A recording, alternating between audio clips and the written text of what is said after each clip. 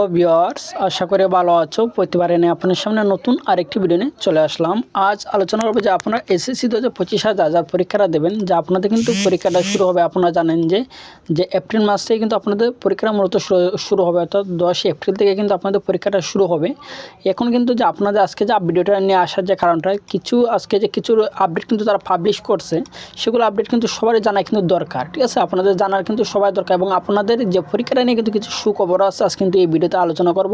তার জন্য ভিডিওটি সম্পূর্ণ দেখবেন, কোনো স্কিপ করবেন না। তার আগে বলে নিই, আপনি যদি এই চ্যানেল নতুন হয়ে থাকেন তারা আপনার সাথে রিকোয়েস্ট থাকবে যে এই ধরনের নিত্য নতুন অল এডুকেশন আপডেট সবার আগে পাওয়ার জন্য অবশ্যই চ্যানেলটি সাবস্ক্রাইব করে পাশে থাকবেন, কারণ আপনার লাইক এবং সাবস্ক্রাইবের কারণে কিন্তু আমাদের নতুন আরেকটা ভিডিও তৈরি করার অনুপ্রেরণা সৃষ্টি করে। আপনারা এসএসসি 2025 যারা পরীক্ষা দেবেন, আজকে ভিডিওটা তাদের জন্য খুবই গুরুত্বপূর্ণ। এবং সুখবরটা কি, এটাকে আমরা কিছু সুখবর জানতে পারছি আপনাদের পরীক্ষাটা নিয়ে, সেটা কিন্তু ভিডিও শেষে কিন্তু আপনারা পাবেন। তার জন্য ভিডিওটি সম্পূর্ণ দেখবেন, কোনো স্কিপ করবেন না। যে আপনার এসএসসি 2025 যে পরীক্ষা নিয়ে কিন্তু সুখবর, যে মাধ্যমিক পর্যায়ে এসএসসি পরীক্ষা 2025 নিয়ে সুখবর দিয়েছে শিক্ষা মন্ত্রণালয়। বর্তমানে শিক্ষা মন্ত্রণালয় থেকে পরীক্ষার সকল কার্যক্রম পরিচালনা করা হচ্ছে। 11টি শিক্ষা বোর্ডে আলাদা আলাদাভাবে কিন্তু তাদের শিক্ষার্থীদের কার্যক্রম পরিচালনা করছে, এবং 20 লাখের অধিক শিক্ষার্থী কিন্তু এবার এসএসসি পরীক্ষায় অংশগ্রহণ করতে যাচ্ছে। এবার এসএসসি 25 পরীক্ষার্থী দিবে, সেটা কিন্তু 20 লাখেরও বেশি কিন্তু। ঠিক আছে, শিক্ষার্থী কিন্তু তারা একযোগে কিন্তু তারা পরীক্ষাটা দেবে। এবং যে বোর্ডে পরীক্ষার আয়োজনটা করবে, সেটা হচ্ছে যে 11টা বোর্ডে কিন্তু, যে আপনারা জানেন সাধারণ 9টা বোর্ড এবং মাদ্রাসা এবং কারিগরি বোর্ড সহ কিন্তু প্রায় 11টা বোর্ডে কিন্তু পরীক্ষাটা একযোগে অনুষ্ঠিত হবে। শিক্ষা মন্ত্রণালয় থেকে শিক্ষা বোর্ডগুলোকে নির্দেশনা দেওয়া হয়েছে তারা যেন সকল কার্যক্রম সঠিকভাবে পরিচালনা করে শুরু করছে। ইতিমধ্যে শিক্ষা মন্ত্রণালয় থেকে এসএসসি পরীক্ষা 2025 যে প্রশ্নপত্র, আপনাদের যে প্রশ্নপত্রের যে কাজটা, সেটা কিন্তু শুরু হয়ে গেছে। প্রায় কয়েক কোটি প্রশ্ন তৈরি করা হচ্ছে। শিক্ষার্থীরা প্রতিটি বিষয়ে কিন্তু অংশগ্রহণ করবে এবং পরীক্ষার কার্যক্রম যেন সঠিকভাবে করে। ইতিমধ্যে পরীক্ষার রুটিনের বেশ কিছু গুরুত্বপূর্ণ নির্দেশনা প্রদান করা হয়েছে। যে আপনাদের যে রুটিনটা পেয়েছেন, রুটিনের পেছনে কিন্তু তারা কিছু নির্দেশনা দিয়েছে। সেই অনেকেই কিন্তু রুটিনটা ডাউনলোড করছেন, যে নির্দেশনা দিয়েছে সেই নির্দেশনাগুলো কিন্তু অবশ্যই আপনারা ফলো করবেন। আপনারা অনেকে হয়তো জানেন সেগুলো নির্দেশনা। এখানে মধ্যে সবচেয়ে যে আপনার নির্দেশনার মধ্যে দেখা সুখবর তারা দিয়েছে, সেটা হচ্ছে যে যারা সায়েন্স আছেন তাদের জন্য খুবই সুখবর, যে তারা কিন্তু সায়েন্টিফিক ক্যালকুলেটর ইউজ করায় কিন্তু তারা পারমিশনটা কিন্তু দিয়েছে। এটা কিন্তু একটা সুখবর। তারপর যে আপনারা জানেন সায়েন্টিফিক ক্যালকুলেটর কিন্তু আপনারা ব্যবহার করতে পারবেন। এছাড়া কেন্দ্রের কোনো শিক্ষার্থী মোবাইল ফোন নিয়ে যেতে পারবেন না। ঠিক আছে, সেটা কিন্তু অনেক শিক্ষার্থী কিন্তু সেটা ভুল করে। মানে এসএসসি 24 কথা যদি আমি বলি, সেখানে কিন্তু কিছু শিক্ষার্থী তারা পরীক্ষা কক্ষে তারা মোবাইল নিয়ে যাওয়ার কারণে কিন্তু তারা পরীক্ষা দিতে দেয় নাই কিন্তু। ঠিক আছে, মানে মোবাইল সম্পূর্ণ নিষিদ্ধ। যদিও আপনার বাসা অনেক দূরে থাকে, যদি কোনো প্রয়োজন পড়ে মোবাইল নেওয়ার জন্য, তার কিন্তু আপনি সেন্টারের বাইরে কোনো দোকানে রেখে যাবেন, যে ভিতরে কোনো সময় নিয়ে যাবেন না। যদি মোবাইল নিয়ে যান তাহলে কিন্তু আপনাদেরকে তারা পরীক্ষা থেকে বের করে দেবে। যদি বের করে দেয় তাহলে কিন্তু একটা বছর কিন্তু আপনার লস হবে। শুধুমাত্র একজন কেন্দ্র সচিব মোবাইল ফোন নিয়ে যেতে পারবে, এবং তাছাড়া সৃজনশীল বহু নির্বাচন এবং ব্যবহারিক অংশে শিক্ষার্থীকে পৃথকভাবে পাশ করতে হবে।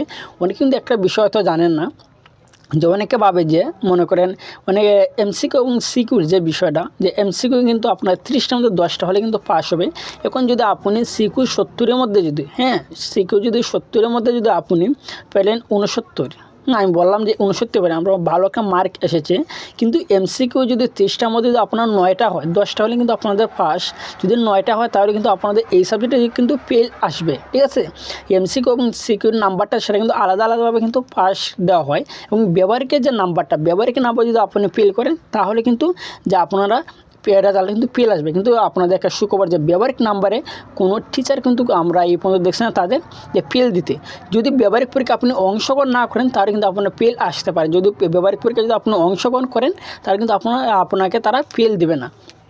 এছাড়া এএমআর ফর্ম পূরণ করা নিয়ে বেশ কিছু গুরুত্বপূর্ণ নির্দেশনা প্রদান করা হয়েছে। যে ওএমআর শিটটা কীভাবে আপনি ফিল আপ করবেন। হয়তো আপনারা যখন যে স্কুলে পড়েন, সেই স্কুলে কিন্তু তারা টেস্ট পরীক্ষা কিন্তু অনেক স্কুলে তারা দেখিয়ে দিয়েছে কীভাবে পূরণ করেন। তারপর যদি আপনারা যদি না পারেন, অথবা আপনারা যদি না বুঝেন কোন জিনিস, তারা অবশ্যই আমাকে কমেন্ট করবেন যে ভাই ওএমআর পূরণ দেখে ভিডিও নিয়ে আসেন, তাহলে কিন্তু আমি পরে ভিডিওটা নিয়ে আসবো। ঠিক আছে, এবং সঠিক সময় কিন্তু পরীক্ষার আয়োজন করার জন্য তারা কাজ করছে। আগামী 10 এপ্রিল কিন্তু বাংলা প্রথম পত্র বিষয়ের মাধ্যমে কিন্তু পরীক্ষাটা শুরু হবে। এছাড়া যে শিক্ষা মন্ত্রণালয় 11টি শিক্ষা বোর্ডের অধীনে একই সাথে পরীক্ষাগুলো পরিচালনা করা হবে। এবং এসএসসি পরীক্ষার প্রশ্নপত্র নিয়ে সুখবর হিসাবে শিক্ষা মন্ত্রণালয় থেকে বলছে যে 2024 সালের প্রশ্ন বেশ বড় একটি অংশ 2025 সালে কিন্তু তার যুক্ত করা হচ্ছে। তাছাড়া প্রশ্ন অর্থাৎ যথেষ্ট সহজ করা হবে, ঠিক আছে। তারা এখানে সুখবর দিয়েছে যে এবার 25-এর যে প্রশ্নপত্রটা আপনারা অত জানেন না, যেহেতু আমরা এই ধরনের ভিডিও সবসময় ক্রিয়েট করি, যে এসএসসি 24-এর যে রেজাল্টের হারটা ছিল সেটা কিন্তু ভালো, মোটামুটি কিন্তু ভালো একটা রেজাল্টই ছিল। যদি ভালো রেজাল্ট আর খারাপ রেজাল্ট যে বিষয়টা যদি আপনি পড়েন তাহলে কিন্তু আপনাদের ক্ষেত্রে কিন্তু ভালো হবে, আর যারা পড়ে না কোনো সময় আসলে তো তারা সব কিছু খারাপ হবে, ঠিক আছে না। যে এবার তারা বলছে এখানে যে 2025 সালে এসএসসি প্রশ্নপত্র যথেষ্ট সহজ হবে, যাতে শিক্ষার্থীরা ভালো একটা ফলাফল করতে পারে সেই শিক্ষা, এবং যে সকল শিক্ষার্থী বইয়ের গুরুত্বপূর্ণ অধ্যায়গুলো এবং সিলেবাস কেন্দ্রিক পড়াশোনা করে যাবে তাদের প্রশ্ন কিন্তু অনেক সহজ হবে।